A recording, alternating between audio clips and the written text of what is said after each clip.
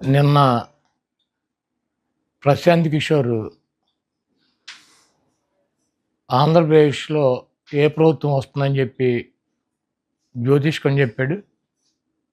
ప్రశాంత్ కిషోర్‌కి ప్రస్తుతం ఏ రాష్ట్రంలోనూ కూడా ఎవరు కూడా అతన్ని ఏ రాజకీయ పార్టీ వ్యూహకర్తగా పెట్టుకోలా. అతనికున్నటువంటి ఐపాక్‌లోంచి కూడా అతన్ని తరిమేశారు. ఐపాక్ టీము వైఎస్ఆర్ కాంగ్రెస్ పార్టీకి ఇప్పుడు కూడా పనిచేస్తుంది ఋషి ఆధ్వర్యంలో. లగడపాటి రాజగోపాల్ లాగా ఇతను కూడా జ్యోతిష్కం చెప్పడం మొదలెట్టాడు. ఇతనికి వృత్తి ఏదన్నా ఒక రాజకీయ పార్టీని గెలిపించాలంటే డబ్బు తీసుకుని ఆ పార్టీ కోసం పనిచేస్తాడు వ్యూహకర్త.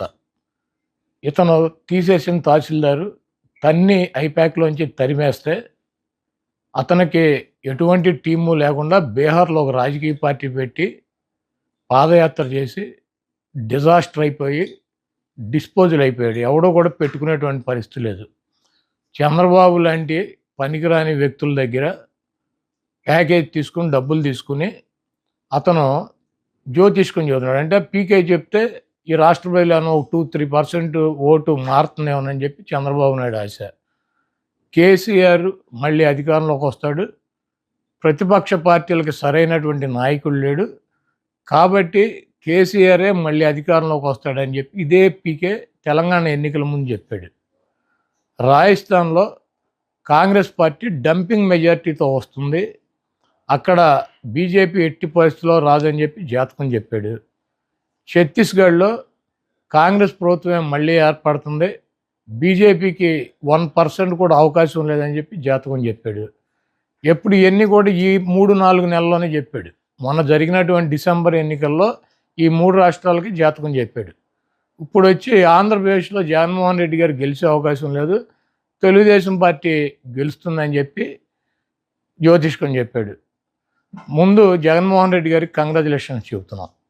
ఎందుకంటే ఇటువంటి పనికిరాని తీసేసిన తహసీల్దారులు లగడపాటి రాజగోపాల్ గారు, ఈ పీకే, ఇటువంటి వాళ్ళు డబ్బులు తీసుకుని సర్వేలు చేయకుండా ఎక్కడా కూడా పని చేయకుండా నోటికి వచ్చినట్టు పిచ్చివాగుడు వాగి ప్రజల్ని ఏమన్నా 2%, 1% నోటలుగా ఆలోచించేవాడు ఓటు ఏమన్నా చంద్రబాబుకి వేయించాలని చెప్పి విశ్వ ప్రయత్నాలు చేస్తున్నారు. ఇటువంటి పనికిరానటువంటి వ్యక్తులు చెప్పేటువంటి మాటలను ఈ రాష్ట్ర ప్రజలు పట్టించుకోరు.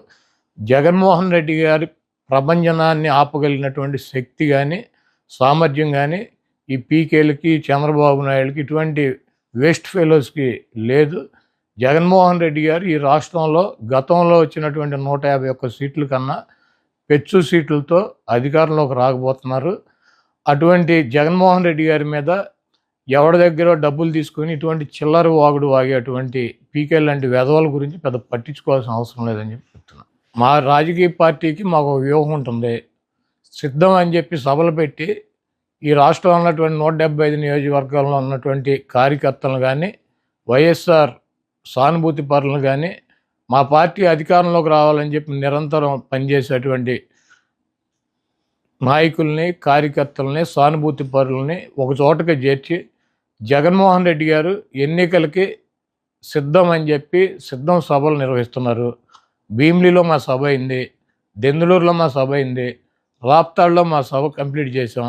ఇప్పుడు ఒంగోలు జిల్లాలో 4వ సభ పెడుతున్నాం. అది 10వ తారీఖున అని చెప్పి అనౌన్స్ చేశారు. మా పార్టీకి ఒక వ్యూహం ఉంటుంది. మొత్తం అందరినీ కూడా 175 నియోజకవర్గాల్లో గెలిపే లక్ష్యంగా వైనాట్ 175 అని చెప్పి సిద్ధం అని చెప్పి మేము సిద్ధంగా ఉన్నామని చెప్పి అన్ని రకాలుగాను మేము ముందుకెళ్తున్నాం. ఎన్నికల నోటిఫికేషన్ వచ్చినాక రాకముందు మేనిఫెస్టో కూడా రిలీజ్ చేస్తారు. ఎందుకు అంత కంగారు? తప్పకుండా జగన్మోహన్ రెడ్డి గారు ఒక మాట చెప్తే ఆ మాటకు కట్టుబడి ఉంటాడు. ఆయనకి విశ్వసనీయత ఉంది. ఆయన చెప్పినటువంటి మాట నిలబెట్టుకుంటాడు అన్నటువంటి నమ్మకం ఉంది ప్రజలకి. అదేవిధంగా మాకు 175 నియోజకవర్గాల్లో అభ్యర్థులు ఉన్నారు. మా పార్టీ క్యాడర్ ఉంది, మాకు ఐపాక్ టీం ఉంది, మాకు పబ్లిసిటీ చేసుకోవటాకో లేకపోతే గడప గడపకి జగన్మోహన్ రెడ్డి గారి మేనిఫెస్టోని జారీ చేయడానికి 24 గంటల సమయం మాకు చాలు. కాబట్టి మేనిఫెస్టో జగన్మోహన్ రెడ్డి గారు రిలీజ్ చేస్తారు, వెయిట్ చేయండి. ఈ రాష్ట్రంలో 4 లక్షల కోట్ల రూపాయలు అప్పులు ఉన్నాయి. దాంట్లో 2,50,000 కోట్ల రూపాయలు చంద్రబాబు నాయుడు చేశాడు. 4,00,000 రూపాయల్లో 2,50,000 కోట్ల రూపాయలు జగన్మోహన్ రెడ్డి గారు చేసినటువంటి అప్పులు. ప్రభుత్వ ఆస్తులు తాకట్టు పెట్టకుండా బ్యాంకులో లోన్ ఇస్తారా? ప్రభుత్వ ఆస్తి తాకట్టు పెట్టకుండా బ్యాంకులో లోన్ ఇస్తాడా? పలానా తాకట్టు పెట్టాలి, పలానా తాకట్టు పెట్టకూడదు, పలానాది మార్టిగేజ్ చేయాలి, పలానా షూరిటీ చేయాలని ఏమన్నా డాక్టర్ బిఆర్ అంబేద్కర్ గారు రాజ్యాంగంలో రాశారా? సెక్రటేరియట్ ఏంటి చంద్రబాబు గారిదా? ప్రభుత్వం అంది. ప్రభుత్వం డబ్బులు కావాల్సి వచ్చినప్పుడు, ప్రజలకు అవసరమైనప్పుడు, బ్యాంకుల్లో డబ్బులు కావాల్సి వచ్చినప్పుడు మార్టిగేజ్ చేస్తారు, తాకట్టు పెడతారు, మళ్ళీ డబ్బులు కడతారు, రిలీజ్ చేసుకుంటారు. సెక్రటేరియట్ అని ఇది బాబు గారి సొత్తా, చంద్రబాబు గారి బాబు గారి సొత్తా? ఇది తాకట్టు పెట్టారు, అది తాకట్టు పెట్టారంటే వీడు పెట్టినయే పెట్టాలా? కానీ చంద్రబాబు నాయుడు పెట్టినటువంటి ఆస్తులు తాకట్టు పెట్టాలి. ఏమైనా రూల్ ఉందా? రాజ్యాంగంలో రాసి ఉందా? పలానా ఆస్తి పెట్టాలి, పలానా ఆస్తి పెట్టకూడదు. అది ప్రభుత్వ ఇష్టం. వాళ్ళు బ్యాంకర్స్తో మాట్లాడి బ్యాంక్ వాళ్ళు డబ్బులు కావాలన్నప్పుడు వాళ్ళు ఏదో ఒకటి మార్టిగేజ్ అడుగుతారు. ప్రభుత్వ ఆస్తి ప్రభుత్వం వాళ్ళు దాన్ని బట్టి వాళ్ళకు ఉన్నటువంటి వెసులుబాటుని బట్టి పెట్టుకుంటారు.